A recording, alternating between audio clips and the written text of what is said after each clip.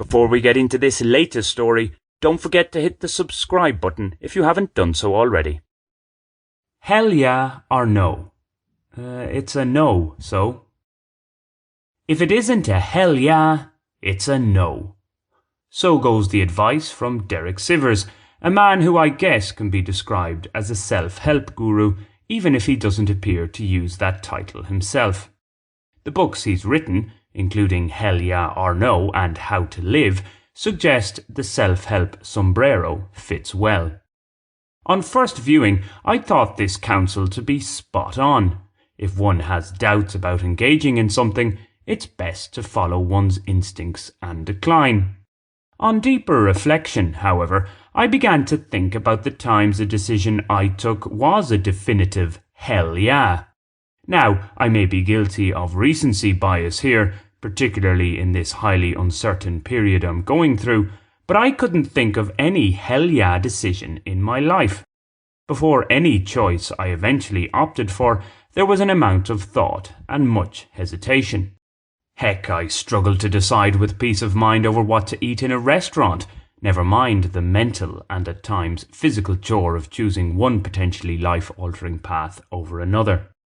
Okay, my levels of indecisiveness may be higher than average, but I wager few people have ever made a decision with total certainty and confidence.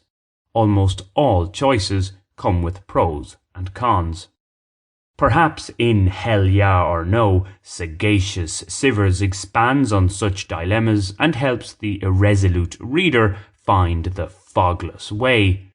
I certainly hope he does. And no, I haven't read his work. I merely happened upon his advice via a post from another man with many answers, Chris Williamson, on the social medium formerly known as Twitter. X, that is. While I often wish I was more decisive, I do feel, in certain contexts, that there's a positive aspect to my regular uncertainty and hesitancy. Not immediately saying yes to something that is ostensibly great allows me to think about the downsides. Thus, one can make a more balanced decision. That's the theory, anyway. What's more, I do have a tendency to be a fault finder of sorts. And we do need people to point out errors. It's why, for one, we have editors and proofreaders. This is not to say that I'm an overly negative person. It's just that where some people are able to easily overlook the bad, I usually find this more difficult to do. Of course, there are obvious exceptions, such as imbibing. I know it would most likely be better for my overall health not to drink any alcohol, but I do like the occasional beer. It's not revelatory to state that few, if any, things in life are solely positive and beneficial. Take the sun, an essential giver of life and a great provider of vitamin D.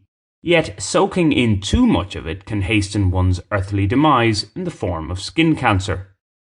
In any situation, particularly where time allows, it's about weighing up the pluses and minuses to make what's generally described as an informed decision.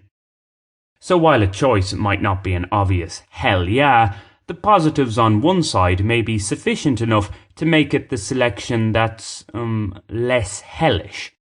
Or a hell okay, if you will, to make it sound slightly chirpier. The idea is to be in as much control over this process as possible. We may be indecisive, but time doesn't pause whilst we make up our minds. We either make a decision or we do not, and not making one is a decision in itself. This is all in the context of those who can be deemed fortunate enough to have reasonable options from which to choose, the conundrums posed by the paradox of choice notwithstanding, i.e., where too many choices represent a problem in themselves. These what-to-do moments are dilemmas for many, yet others see them as a luxury they'd gladly have. So rather than endorse hell yeah or no, my more nuanced advice is to try to make a decision as quickly as possible, where possible that is, and once you've made it, don't dwell too much on the path not taken. With New Year resolution season upon us, think of it as aiming for a little less irresolution. Few things in this life are unalterable, after all. Have you subscribed to this channel yet? If not, why not do so right now? It's free and only takes a second. Thanks!